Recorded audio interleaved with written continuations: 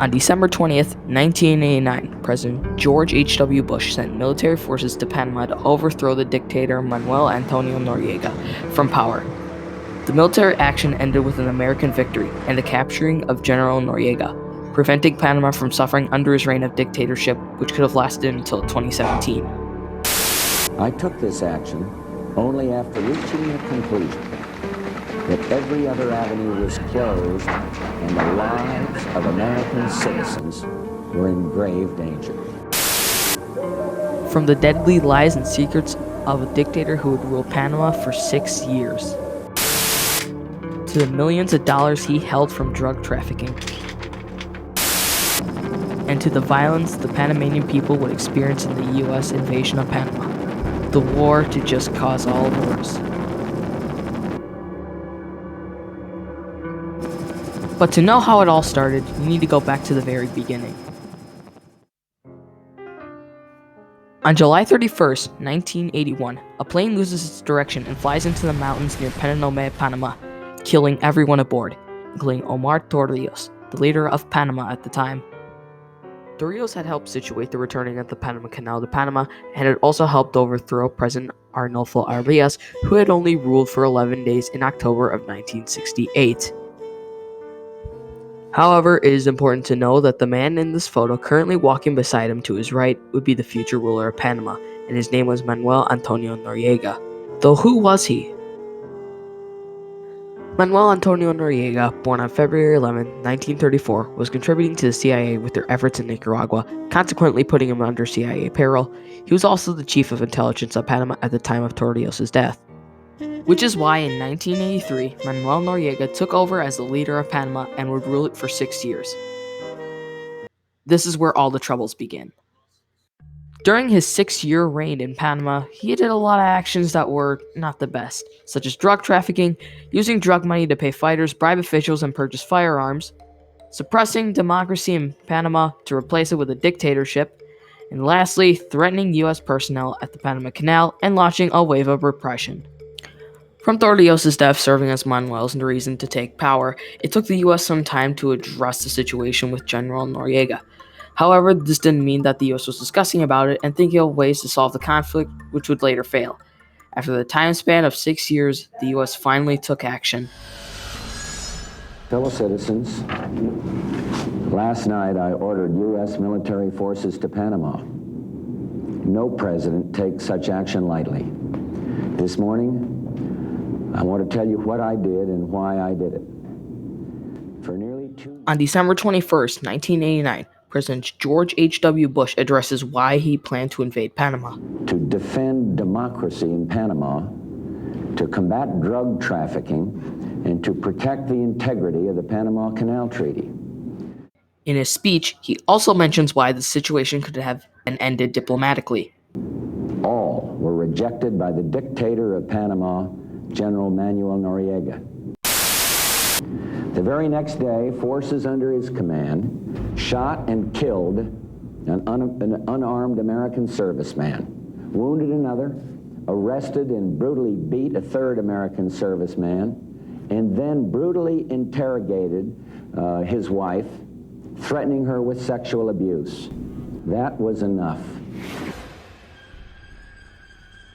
With Operation Just Cause in full swing, the U.S. decided its areas of invasion, including the 2 entryways to the Panama Canal, the border between Coquel and Panama regions, the Tucumán Air Force Base, and the capital of Panama City.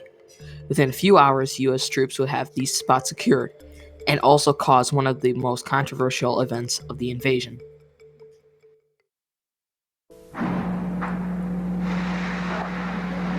The very same night the invasion began, the U.S. began one of their first attacks against Panamanian forces.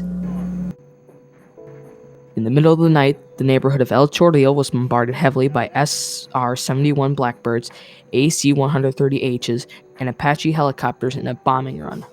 And due to the materials of the buildings, the town began to burn. Footage you're looking at covers what remains of the Comandancia. It is burning to the ground. And burned to the ground it did. When the sun began to rise, The amount of damage from the attack was devastating. The inferno that was unleashed managed to wipe out almost all the buildings it made contact with. Even though Panamanian citizens were fleeing from the already destructive fire, U.S. troops still held their ground and took over the neighborhood. Although this might have been an attempt to take out the headquarters in El Chorrillo, the bombing was controversial, as the U.S. had just pulled off an attack that not only took out the headquarters, but also took out a number of homes in the process, leaving many of the citizens of El Chorrillo homeless. Nevertheless, U.S. troops succeeded in securing the neighborhood and capturing Panamanian troops. Surprisingly, the event was forgotten until it was brought up again over a claim the U.S. had made illegal actions in the invasion. However, these claims would be made around the late 2000s, when nothing could be done about it at this point. Looking at the overall invasion at this point, the US was securing most of its advances. Christmas Day passed and went, but there was no sign of General Noriega. He was, in fact, hiding in the Vatican's embassy at Panama, where he was encircled by American troops, who had set up speakers and began playing rock and roll. But why? Well, it's important to note that Manuel Noriega enjoyed classical music, but despised the music genre of rock and roll with a passion. The US, knowing this fact, played various songs from the bands like Guns N' Roses, Lee Greenwood, and Black Sabbath. And after 8 days of looping rock and roll, it finally ended.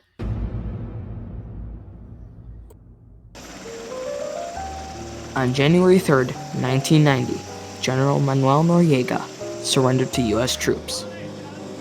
Within a few hours, he would be in full US custody and he would be flown out to Miami for trial. Back in Panama, the U.S. starts a reconstruction effort to rebuild Panama's government and economy. In 1992, 2 years after the invasion, Manuel Noriega was found guilty on 8 counts of drug trafficking, receiving a 17-year sentence, which would later be reduced due to good behavior. He would finish serving a sentence in 2007, and later he would disappear from the media for a while. In 2010, Manuel Noriega was found guilty of money laundering in Paris and was sentenced to 7 years in a French jail. Then in 2014, Manuel Noriega tried to sue Activation, a gaming company, about his appearance in Call of Duty Black Ops 2, which was released in 2012. Manuel Noriega, unsurprisingly, lost that case against Activation. Shortly thereafter, Manuel Noriega was brought to Panama to serve his sentence on money laundering and the disappearance of critics during his reign. In 2016, Manuel Noriega was diagnosed with a brain tumor and was given permission to undergo surgery and stay at the hospital to recover. In 2017, he was brought to the hospital to undergo the surgery. He stepped out of the vehicle he was in and entered the hospital, his now present figure differing majorly from his former figure long ago. He would undergo the surgery, yet soon fall into a coma. He was considered to be in critical condition, and doctors hoped he would regain consciousness, but he never did. He passed away on May 29, 2017. And a year later, George H.W. Bush would die on November 30th, leaving behind the legacy of an invasion. It has been 29 years since the invasion of Panama, and there's hardly much to remember it by physically. While it brought the triumph of General Noriega's capturing to both the U.S. and Panama, it consequently started all of the U.S.'s post-Cold War battles and left thousands of Panamanian citizens homeless. However, Panama's luck began to turn, as even after 6 years under a cruel dictatorship and a bombing that left thousands homeless, the reconstruction efforts ripened the country's economy and relations with countries around the world, and this is still a major factor to its image today, while its neighbors struggle with their share of conflicts as well, like Nicaragua, Honduras, and Colombia. I hope that the people of Panama will put this dark chapter of dictatorship behind them and move forward together as citizens of a democratic Panama with this government that they themselves have elected. And even with the regular concerns of debt and poverty, they still live by those words. They have moved forward together.